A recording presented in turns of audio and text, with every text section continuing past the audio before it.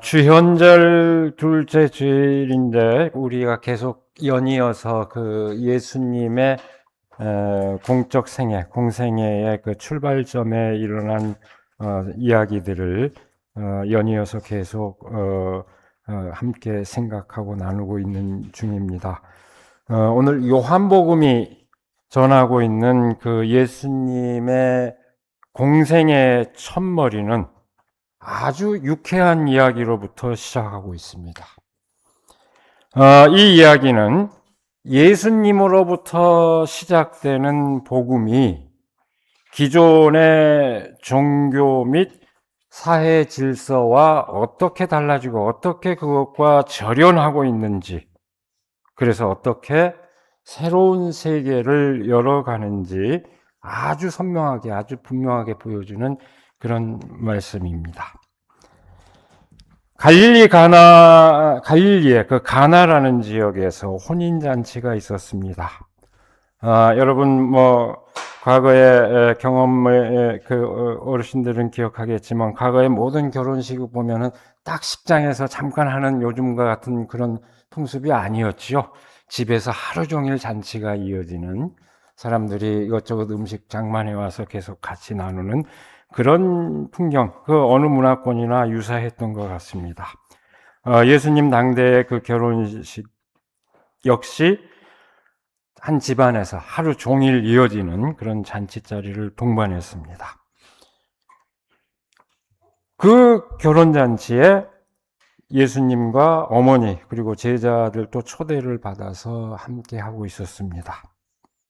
그런데 잔치자리에 빠질 수 없는 포도주가 떨어졌습니다. 그때 예수님의 어머니가 술이 떨어진 것을 발견하고 술이 떨어졌다고 말합니다. 근데 이 대화에, 이 얘기를 꺼내면서 예수님과 함께 나눈 이 대화의 상황을 보면 조금 묘합니다. 예수님의 가족이 이 잔치자리의 주빈은 아닌 것 같은데 이런 상황이 발생합니다.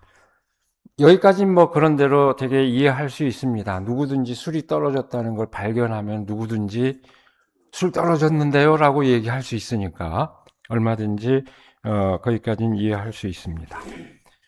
근데 진짜 이상한 것은 예수님의 그 어머니의 말에 이어지는 그에 대한 그 예수님의 대꾸입니다. 여자여, 그것이 나와 당신에게 무슨 상관이 있습니까? 아직도 내 때가 오지 않았습니다. 어머니한테 이런 식으로 얘기한다는 것 자체가 놀라운 일이죠.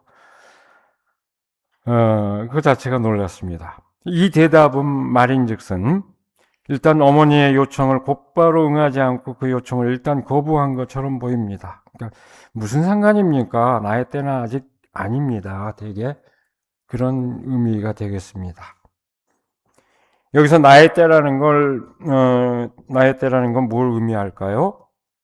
그것은 예수님, 예수 자신의 당신의 그 정체를 온전히 드러내는 때를 말합니다. 그러니까 말인즉슨 아직 그때가 아니니, 그 결정적인 순간이 아니 조금만 기다려달라 하는 얘기로 이해할 수 있을 것입니다. 상황이 그쯤 되면 멈칫해야 될 것 같은데 예수님의 어머니 마리아는 주저함 없이 자기가 해야 할 바를 하고 있습니다. 어머니는 사람들에게 그가 시키는 대로 하라고 일러둡니다. 바로 그 대목에서 예수께서는 방금 전에 보였던 태도와는 전혀 다른 태도를 취합니다. 돌로 만든 물 항아리에 물을 가득 채우라고 사람들에게 말합니다. 그 물 항아리가 뭘까요? 그 물 항아리들은 유대교의 정결 예법에 따라 준비된 것들이었습니다. 정결례를 치르기 위한 정화수를 담아두는 그런 항아리였습니다. 지금도 여러분 눈여겨보시는지 모르겠지만 어느 세계 어느 나라든 그 종교시설에 가면 다양하게 물이 있습니다. 그 먹는 용도가 아닙니다. 손 씻고 발 씻으라는 용도입니다. 그 입구에 있는 것들을 보면은 대개 그런 것들을 갖추고 있는데, 일꾼들이 그 항아리에 물을 가득 채우자 예수께서는 이제 그 물을 떠다가 잔치를 맡은 사람에게 가져다 주라고 말합니다. 잔치를 맡은 이는 그것이 훌륭한 포도주라는 것을 알고 잔치의 주인공인 신랑이 이렇게 이 훌륭한 포도주를, 더 맛있는 포도주를 미리 다 준비해 뒀구나 하고 칭찬하면서 잔치를 계속합니다. 당연히 잔치의 즐거움은 계속되어졌을 겁니다. 흥이 깨지지 않았다는 얘기입니다. 이렇게 예수께서는 이 첫 번째 기적을 통해서 자신의 영광을 드러냈고 제자들은 예수님을 믿게 되었다. 오늘 말씀은 그렇게 결론을 내리고 있습니다. 여러분, 이 장면을 생생한 하나의 풍경으로 여러분 머릿속에 그려보시기 바랍니다. 즐거운 잔치자리 상황이니만큼 여러 가지 흥미로운 장면들을 우리는 떠올릴 수 있습니다. 그러나 저는 오늘 이 이야기에서 특별히 두 가지 점을 주목합니다. 첫 번째는 예수님과 어머니의 이상한 대화 장면입니다. 이것이 함축하는 의미가 뭘까? 그 다음에 두 번째는 물로 포도주를 만든 바로 그 장면, 그 사건입니다. 이것이 함축하는 의미가 뭘까 하는 점입니다. 첫 번째로 잔치자리에 없어서는 안 될 포도주가 떨어진 것을 안 어머니가 아들 예수에게 요청했을 때 이 두 사람에 대하는 상당한 긴장감을 지니고 있습니다. 방금 전에 말씀드린 것처럼 대답 그 자체로 볼 것 같으면은 거절의 의사를 보이는 것처럼, 밝힌 것처럼 보이지만 그 상황에서도 어머니는 아들에 대한 믿음을 저버리지 않습니다. 뭔가를 틀림없이 보여줄 테니 사람들에게 그에 대비하도록 사람들에게 일러줍니다.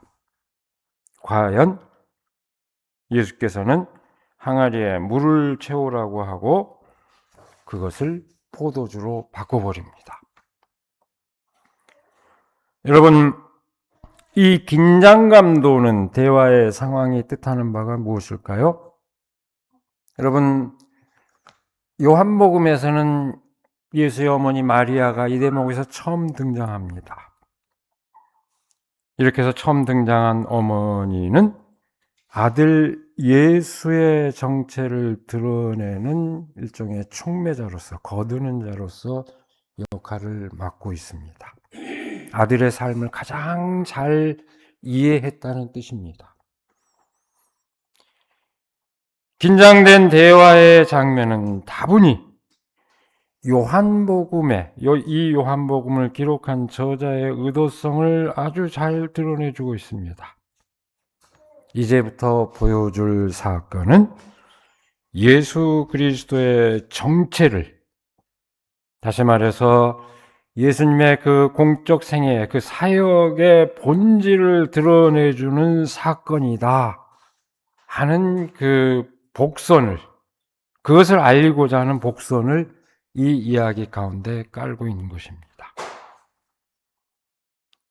예수 그리스도의 정체를 드러내는데 주도적 역할을 감당한 어머니 마리아는 아주 신실한 이스라엘 백성의 대표격으로 역할을 맡습니다. 마리아는 하나님의 옛 약속을 기억하고 마침내 그 약속의 약속이 성취될 때에 이르렀다는 것을 아들 예수를 보고 직감합니다. 그리고 요청합니다. 이 대목에서 예수께서는 결국 기적 사건의 주인공으로 등장하지만 사실은 마리아의 신실한 믿음에 근거한 그 요청에 응하고 있다는 점에서 예수님 당신이 주도적이기보다는 굉장히 수동적인 모습을 띠고 있습니다. 한번 생각해 보십시오. 자신의 영광을 드러내는 기적이었다고 오늘 이야기는 그 결론을 맺고 있는데, 그랬을 때 통상 사람들이 취하는 방식이 어떤 걸까요? 자신의 뭔가를 드러내고자 할 때 그 사람은 굉장히 적극적으로 자기가 나서기 마련입니다. 아마 당신의 영광을 드러내는 기적인 만큼 처음부터 극적인 행동을 취했을 수도 있는데 예수님은 그런 태도와는 굉장히 거리가 멉니다. 마치 자신과는 상관없는 일인 듯 반응을 보이다가 어느 순간 그 필요를 알고 문제를 해결하는 방식을 취합니다. 이것은 전적으로 사람들의 필요에 응하는 예수님의 태도를 보여줍니다. 복음서에 등장하는 예수님의 그 기적 이야기의 전형입니다. 여러분, 아무 때나 예수님이 아무렇게나 기적을 행하지 않습니다. 기적은 초자연적인 능력에, 특별히 그런 초자연적인 능력의 과시로서 행해지지 않습니다. 절실한 사람들의 필요에 응하는 행위로서 기적이 행해질 뿐입니다. 자신의 능력을 과시해 보라는 요구를 받을 때 예수님은 어땠습니까? 기적을 거부합니다. 최초의 유혹 가운데 하나도 그런 내용이 있지요. 마지막 유혹, 거부합니다. 나중에 생애 가운데 바리새인들의 당신이 하나님의 아들이라는 걸 증명해 보이라고 할 때도 기적을 거부합니다. 요나의 기적밖에는 보여줄 게 없다. 그런 과시 행위로서 기적은 단호하게 예수님 거절합니다. 반면에 사람들이 절실히 바라는 병든 자의 고통에 응하고 사람들의 절실히 필요하는 요구에 그 어떤 것에 그것에 대응해서 예수님께서는 기적을 행할 따름입니다. 그것이 바로 예수의 영광이었습니다. 이 첫 번째 기적부터 그 성격은 분명히 드러나는 것입니다. 자기를 과시하고자 하는 행위로서가 아니라 정말로 사람들이 이것이 필요하다고 느꼈을 때 그 순간 그 필요에 응하는 그런 모습을 우리는 예수님과 어머니 마리아 사이의 대화 속에서 그 의미를 읽어낼 수 있습니다. 두 번째로, 물을 포도주로 만든 사건은 여러분 상상해 보십시오. 저는 이걸 보면서 이 이야기 자체로 굉장히 통쾌한 이야기라고 생각합니다. 굉장히 유쾌한 이야기라고 생각합니다. 이것은 이 이야기의 본질적인 메시지를 함축하고 있습니다. 당시 유대교의 율법과 예수 그리스도의 복음이 결정적으로 어떻게 다른지 그것을 단적으로 보여주는 그 의미가 이 사건에 담겨 있습니다. 여러분, 다시 한번 이 장면을 연상해 보면 유대교의 정결례를 위해서 준비된 항아리가 있었습니다. 거기에 물을 담으라고 해놓고 예수님께서는 그 물을 포도주로 바꿔버렸습니다. 유대교의 정화수가 복음의 포도주로 바뀌어버렸습니다. 이것이 이 말씀의 결정적인 의미입니다. 얼마나 통쾌한 이야기입니까? 여러분은 통쾌하다고 생각하지 않습니까? 정결예법에 따라서 항아리가 준비되어 있다는 것은 그 항아리에 채워진 물이 정결하게 씻는 용도로 사용되었다는 것을 뜻합니다. 그런데 그 항아리에 물을 채우라고 해놓고 그 물을 씻는 용도로 사용한 것이 아니라 먹는 용도로 사용해 버렸으니 이만저만한 그야말로 커다란 가치의 존도가 아닐 수 없습니다. 그것도 그냥 물이 아니라 맛있는 포도주로 바꿔버렸으니 더더욱 놀라 자빠질 일이었습니다. 여러분, 이 대목에서 예수님의 삶과 언행이 지니는 유머, 유쾌함을 느끼지 못한다면 여러분 성경을 제대로 이해한다고 할 수 없습니다. 그 삶을 엄숙하게만 대하지 마십시오. 우리와 똑같은 희로애락의 감정을 갖고 계셨던 예수님의 언행을 상상하면서 이 대목을 봐야 될 겁니다. 여기서 예수님의 놀라운 그 즐거움을 주는 그 예수님의 삶을 여러분들 상상해 보시기 바랍니다. 한마디로 이 사건이 갖는 의미는 이렇게 얘기할 수 있습니다. 따분하고 맛없는 유대교는 이제 그만 가라. 이제 즐겁고 맛있는 예수의 복음이 도래했다. 그런 얘기입니다.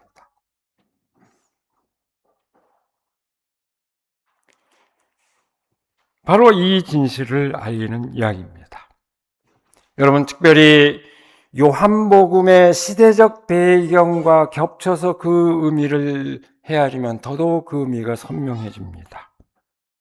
이 요한복음이 기록된 배경은 유대교와 그리스도교가 결별하는 바로 그 상황을 배경으로 하고 있습니다. 유대교 해당에 함께 있었던 그리스도인들이 유대교의 정통주의자들로부터 박해를 받고 해당에서 쫓겨나는 그 상황을 배경으로 해서 기록된 것이 요한복음입니다. 이런 정황을 헤아려 볼 것 같으면은 저도 이 첫 번째 기적 이야기에 담긴 의도가 무엇인지 더욱더 선명하게 이해할 수 있습니다. 그리고 요한복음은 곧바로 그 다음에 이어지는 게 다른 복음서에서는 생애 후반부에 일어난 걸로 했는데 바로 이 기적 행한 다음에 뭘 합니까? 성전을 정화합니다. 유대교의 사람을 올가매는 그 체제를 싹 정화하는 이야기로 공적 생애를 시작을 하고 있습니다. 요한복음은 굉장히 의도된 메시지를 그렇게 전하고 있는 것입니다. 결국 예수님께서는 당시 민중들의 절실한 요구에 따라서 그 요구를 해결할 수 있는 길을 제시함으로써 사람들에게 즐겁고 기쁜 삶을 누릴 수 있도록 한 것입니다. 이것이 오늘 이 말씀의 의미입니다. 그것이 요한복음이 전하는 예수님의 공생애의 첫 번째 사건, 첫 번째 기적 이야기의 의미요 초점입니다. 혼인잔치가 계속되는데 포도주가 떨어져 버린 상황, 그것은 사람들이 처해 있는 삶의 상황이었습니다. 그런 상황 가운데 있는 사람들에게 그 결혈을 채워주겠다는 종교는 어땠을까요? 먼저 손부터 씻어라, 발부터 씻어라. 그렇게 요구하였습니다. 그게 아니라는 얘기죠? 그럼 바꿔서 이해하자면 교리에 어긋나서도 안 되고 교회법에 어긋나서도 안 된다, 이런 식으로 요구를 한 것입니다. 그것이 당시의 종교의 관행이었습니다. 정결예법부터 강조했다는 건 그런 의미입니다. 예수님께서는 그 모든 것을 넘어 사람들에게 가장 절실한 요구에 응하셨습니다. 사람들의 보편적인 요구, 그 갈망에 응하신 것입니다.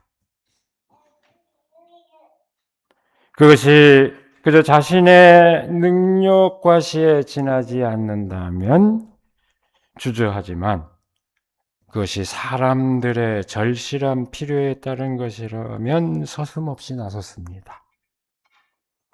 그것이 하나님의 마음, 하나님의 뜻이라는 것을 당신의 언행으로 보여주셨습니다. 어머니와 예수님의 그 긴장감 도는 대화는 그 극적인 의미를 강조하고 있는 것입니다. 그것은 종교적 믿음과 세계관, 사람들의 그 삶의 방식의 일대 전환을 뜻하는 것입니다. 바로 그 전환을 통해서 사람들은 기쁨을 누리고 참 삶을 누리게 되었습니다. 요한복음이 전하는 예수님의 그 공생의 첫 번째 사건, 첫 번째 기적 이야기는 그 삶의 일대 전환을, 중대한 전환을 알려주는 사건입니다. 이로써 예수님께서는 당신의 정체를 사람들에게 만천하에 보여주셨습니다. 여러분, 그런 말이 있습니다. 창업보다는 수성이 어렵고 수성보다는 경장이 어렵다 하는 그 옛말이 있습니다. 원래 유교적 이념에 따라서 창업이라고 하는 것은 나라를 세우는 것을 뜻하고, 수성이라고 하는 것은 그 나라를 세운 뜻에 따라서 이룬 것을 지키는, 그러니까 안정화시키고 발전시키는 것을 뜻합니다. 여기에 그 율곡이가 성악 집요에서 개혁을 뜻하는, 의미하는 경장의 의미, 우리 갑오경장 그러죠. 경장의 개혁을 뜻하는 경장의 의미를 더해서 그때 국면마다 필요한 국가 경영의 방침을 확립하고자 했습니다. 비단 국가 경영의 방침으로, 나라 살림을 운영하는 그런 방침으로서만이 아니라 인간 삶의 여러 국면에서 참고할 만한 교훈일 것입니다. 창업이 어렵냐, 수성이 어렵냐, 이건 옛날 당태종 때부터 논란이 있어 왔습니다. 근데 이 시간에 제가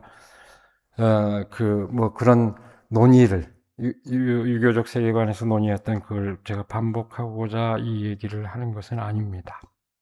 줄여 말하면 뜻을 깨달아 펼치고 그것을 일관되게 지켜나가는 일의 중요성을 일깨워주는 교훈으로서 우리가 그 뜻을 새겨보고자 하는 것입니다. 나아가서 그 뜻이 껍데기 격식에 따라 왜곡되고 엉뚱한 것으로 변질되었을 때 그것을 변혁시켜야 하는 과제의 중대성을 새삼 생각해 보려고 하는 것입니다. 여러분, 율법의 정화수가 상징하는 의미가 뭘까요? 원래 사람을 구원하고자 하는 뜻을 지닌 하나님의 율법이 종교적 거칠에 짓눌려 거꾸로 인간의 삶을 억압하는 기제로 전락한 현실을 상징합니다. 이에 대해 예수께서 베푸신 복음의 포도주는 인간에게 참 삶의 기쁨을 회복해주는 생명의 길을 상징합니다. 여러분, 오늘의 교회가 과연 본래 그 복음의 정신에 부합하는지 끊임없이 되물어야 할 것입니다. 저마다 정통을 자처하며 다른 이들을 정죄하고 배제하는 데 몰입하여 있다면 복음의 정신을 따른 것이라고 할 수 없습니다. 사람들이 동등한 존재로 서로 소중히 여기며 평화로운 삶을 지켜나가는 것보다 특정한 권위에 의존해서 일사불란한 위계 질서를 확립하는 것에 마음을 쏟고 그래서 결국은 권력과 유착을 지향한다면 복음의 정신을 따른 것이라 할 수 없습니다. 오늘의 교회를 우리가 문제시합니까? 교회가 그렇게 잘못된 길에 빠졌기 때문입니다.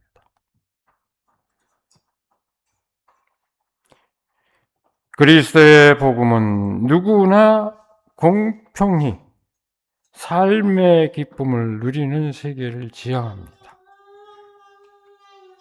환대와 사랑의 관계를 이루는 것이야말로 진정한 복음의 육화입니다. 교회가 그것을 방해한다면 마땅히 교회는 개혁의 대상이 될 수밖에 없습니다. 제가 연초라서 거듭색입니다마는 우리의 교회가 창립 26주년을 맞이했습니다. 이제 27년을 향해 가고 있는 그 과정에 있습니다. 그 의미 또한 우리는 나날이 새겨야 할 것입니다. 창업은 이미 주로 이루어졌고 우리는 지금 수성하는 단계일까요? 이룬 것을 지키며 발전시켜가는 단계일까요? 아니면 우리도 모르는 사이에 경직된 관행이 생기고 굳어져 복음의 정신을 가로막는 사태가 있어서 경장이 필요한 단계일까요?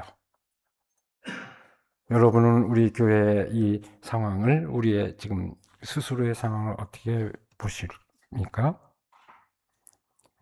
우리 스스로 냉정히 자신을 돌아봐야 할 것입니다. 제가 어떤 지금 하나하나 얘기할 생각은 없습니다. 우리 과제로 삼아보자는 뜻입니다.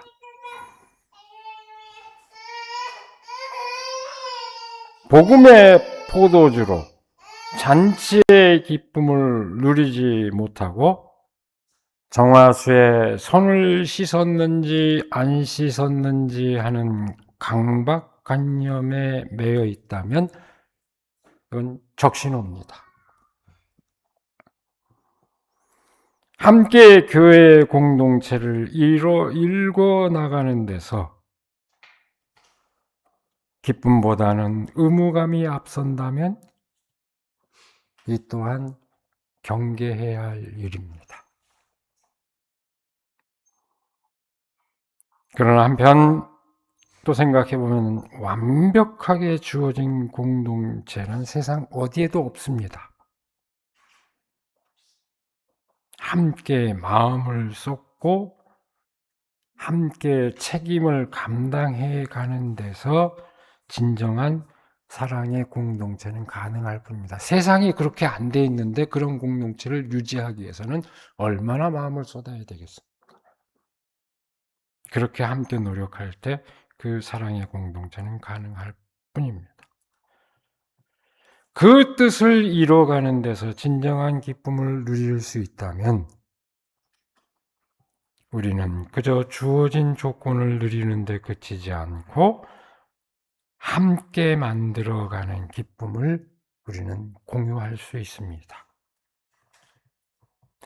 함께하는 그 기쁨을 우리가 체감하고 있다면 그건 청신호입니다. 좋은 신호요. 다행스러운 일입니다. 여러분, 율법의 정화수를 과감하게 복음의 포도주로 바꾼 그 기적의 은혜를 다시금 깊이 새기시기 바랍니다. 그리고 그 잔치의 기쁨을 함께 누리는 우리의 교회가 되기를 바랍니다. 더불어서 그 잔치에 참여하는 기쁨을 우리 한 사람 한 사람이 누릴 수 있기를 이 시간에 간절히 기원합니다. 기도하겠습니다. 우리에게 복된 날을 허락하여 주시고 또 말씀의 의미를 되새김으로써 우리의 삶의 결단을 새롭게 하게 하여 주시는 그 은혜를 감사드립니다. 예수님께서 이 땅에 오셔서 기존의 질서와 기존의 율법에 매여 사람들이 고통스러워할 때 그 모든 것을 벗어버리고 진정한 삶의 기쁨을 되찾을 수 있도록 하여 주신 그 놀라운 진실을 오늘 우리가 다시 새기며 그리스도인으로서 하나님을 믿고 예수 그리스도를 따르는 자녀로서 진정한 삶의 기쁨을 누릴 수 있도록 하나님 함께하여 주시옵소서. 우리의 공동체가 진정으로 그 사랑을 나누는 삶의 기쁨을 이루고 나가고 전파하는 교회가 될 수 있도록 하여 주시고 우리의 한 사람 한 사람이 그 삶을 저마다 만끽하며 그 삶의 기쁨을 전할 수 있도록 하나님 함께하여 주시옵소서. 우리 주 예수 그리스도의 이름으로 기도드리옵나이다. 아멘.